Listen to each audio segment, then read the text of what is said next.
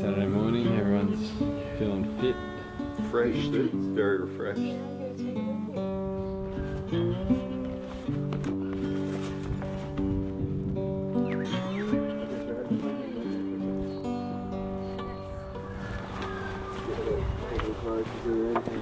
No, there's a problem with the latch. The latch? No, the one on the side. I think there's a latch on the side. No, further down. No, further down. No, further down. No. It's pretty cold already. My little hands are already cold. Kidding? It's warm right now. We're going to climb. Actually, what mountain are we climbing? I don't know. Where are we going? Is it Mount Kosciuszko? Well, we're going to Kuma, grabbing some breakfast. And we haven't really decided yet, have we? This is not in the car. Okay, put it in the car. We're going to Kuma for breakfast, go to Jindabyne to pick up some gear, and then we're going to decide about Guthega or... Oh, fuck's sake, did you put that there? I don't know. Okay, let's have a look and see. Is that inside the car? Oh, did you rest yours on the back of the car? Yeah. Don't make me take on this rock. Drive 200 meters, then enter roundabout. 450 meters. So that's the Canberra culture. You're going to go pick up your head torch because your drunk mate borrowed your bike and your head torch to get home.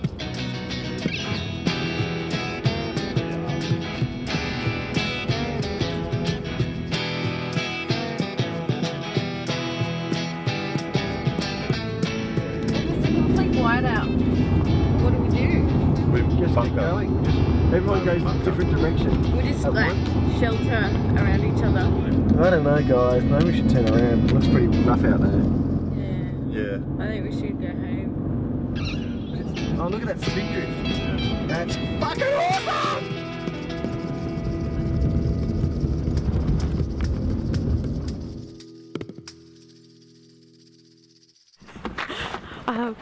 I think it's going to be beautiful here, and then when we get up there it's going to get miserable pretty quickly.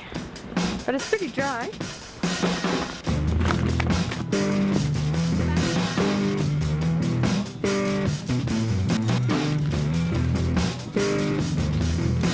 Okay, folks. What's happened?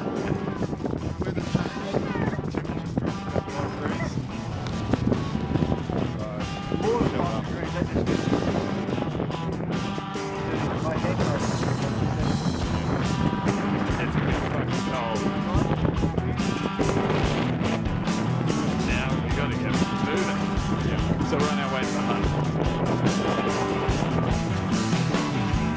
It's a good day. I've got a room. I've been paid. She was so good. What's this? This is the goal. This is, what's it? Horseman's hut. Horseman's hut, isn't it?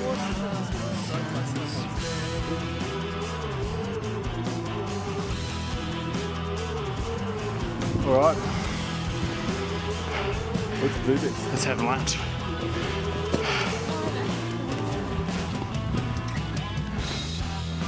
Yeah.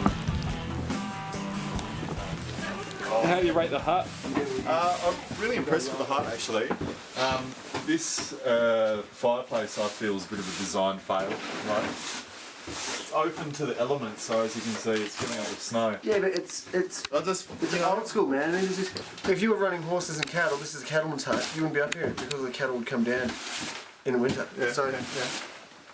It's more, but nevertheless, in terms of efficiency, I suppose the other thing is, Riley, where's my lunch? it would have been almost impossible to bring up a. I'm getting pretty hungry over here. It would have been impossible to bring up a slow combustion stove on a pack horse back in the day. Domestic duties. So Marcus, have you thought about what you're going to build? I was thinking basically steps that go down here, down to almost ground level, with a bit of a wall that comes up, maybe trying to get some sort of roof over the top. So kind of improvised quasi snow cave igloo. Marcus has a penchant for constructing snow. I suppose creations, whether it is an igloo, snow cave, or other sundry item. He's got a bit of a history of doing it. But if you look out the window, you'll notice that he's only doing it in kind of like the minimum amount of clothing, and generally never wears gloves, which is why the first time we really did it, up at Bogong, it would have been, I reckon, -7. It was pretty cold, and we had a heap of booze up there, including like slabs of beer. And he built this igloo from about, I reckon, 5 o'clock till about 3 o'clock in the morning, and we're talking carving blocks of ice like this big, and picking them up against his chest, barehanded, and then stacking it. And he built this igloo that would have been at the height of this roof, because I could stand up in it and there was space, and it had 2 entrances. So think about the frig around on that. And yeah, so he just did it for ages, and then kind of like just was making, like refining it, and then went and sat in it and drank beers by himself about 4 o'clock in the morning.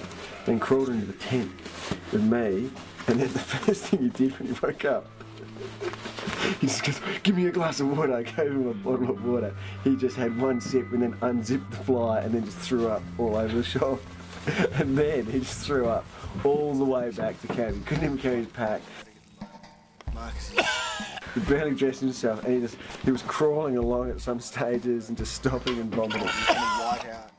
So he has this thing where he kind of stops sweating, and it's happened to him a number of times on various expeditions that we've had, where he just goes, and he'll just kind of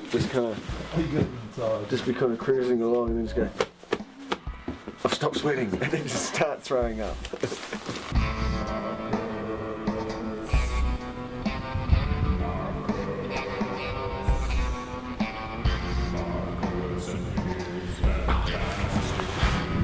What's on?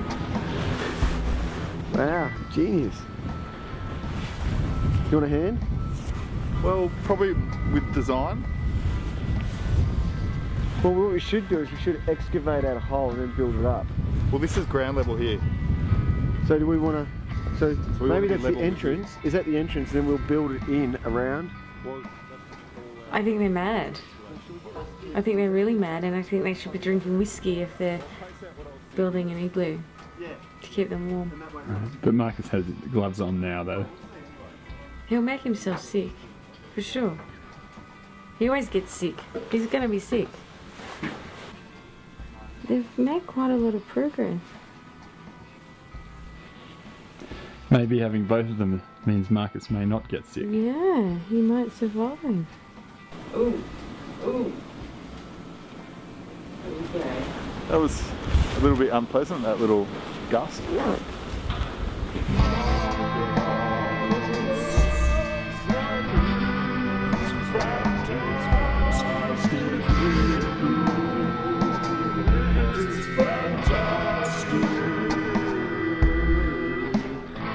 A mouse. Yeah. I don't like it. You don't like it, sweetheart? Well, it's quite fat. It's a fat mouse. And it's not scared of people. It's just running around in there. Doesn't matter who's in there. 2, 3, 4. I'm just going to get him out of the bag. He's not scared. He goes, "I'm going to protect this species." It is. It's a little nose. Look at his little naked nose. So what is he? You know? I think it could be a Only had one leg. party bag. The only one showed I use. You're not scared. I'm pretty certain they only come Maybe in they're two. evolving. No, this is so super cute. If I only had Very one cute, but arm, And look at his beautiful, he's fat. Look at his little fat belly. only one knit would And I washing his wear. nose. Oh, all the oil. Oh no, likes all the dust. He's eating all the They only weird white numbers. He is a little cutie.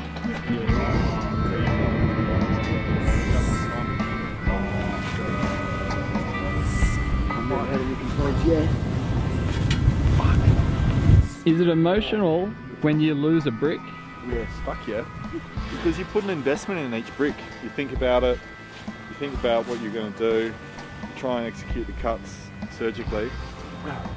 And, you know, it's not always operator error. It could be inherent weaknesses in the snow. It can be. Do you reckon you got a big job ahead? Oh, I reckon it, you know, good couple of hours and we'll knock it off.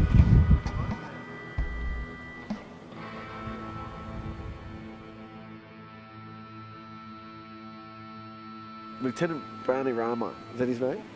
No, Frank Bainimarama. Frank Bainimarama. Bainimarama. Yeah. So basically this igloo is not dissimilar to Big Frank. He started out with some very big plans and some pretty poor implementation at the grassroots level, and he's now got a massive kind of top-heavy clusterfuck on his hands, which is not dissimilar to what we're dealing with right now. Vision was too big. Where our This igloo would our sleep. foundations will not support the structure or the bureaucracy that is needed to actually fill it in. So what do you reckon? Going to be fixing it tonight? Getting it into shape? Yeah, I think we'll do maybe some minor remedial actions, but What's necessary, do you reckon, from a structural we perspective? need big, strong blocks to start bringing it in to get the overhang, which Miniature like a Madonna video.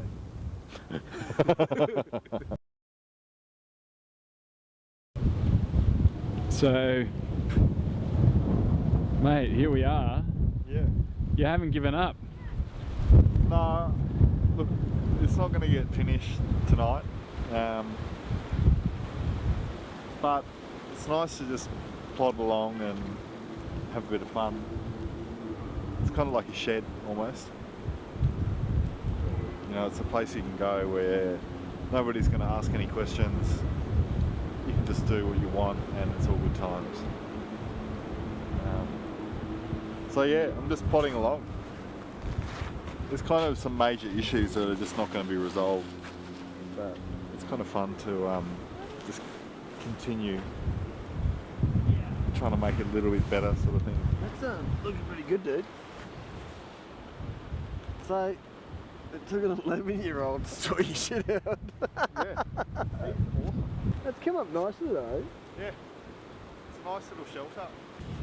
What have been some of the suggestions that you've put in place with regard to modifying the project? I haven't really been helping the modification thingies, but I've been getting blocks and stuff. It's very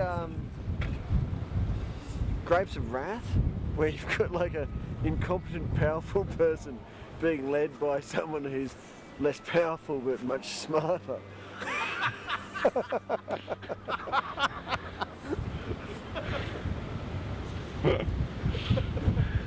Look, I've just admitted on camera that the reason that I enjoy doing this is because it's like my shed, you know. Just potter around, frigging around with some snow and some blocks and stuff. Yeah, exactly. And you know, we've been brought some youthful enthusiasm. It's good. I mean, and the dude, you know, the dude knows what he's talking about. It's good. What's your assessment of how Marcus has been going then? What do you reckon? Well, I think it's pretty good with walls and stuff, but I think it needs to be curved in a bit more. Yeah. Look at the angle. This is the last block done, right? Yeah. Look at that angle. That's, you know, that's a big bite in. You know, like that's a 15% recurve. It's getting better. They're doing it well.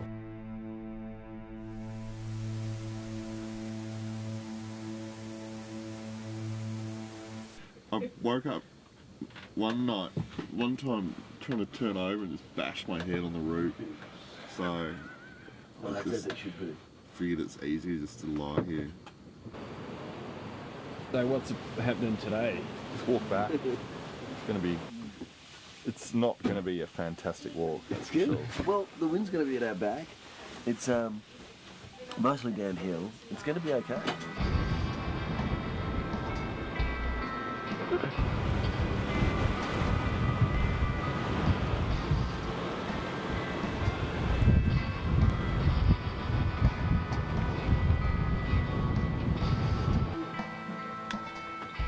Good breakfast. Fantastic. Snowing once you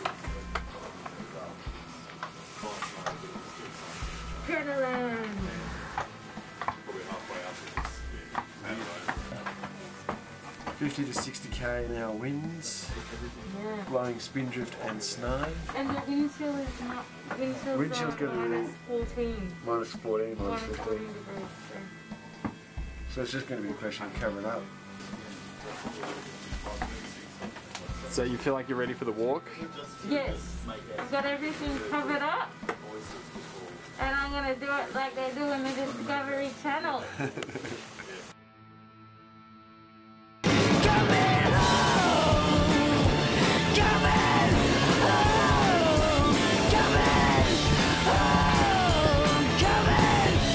That felt like a lot more than 400 meters.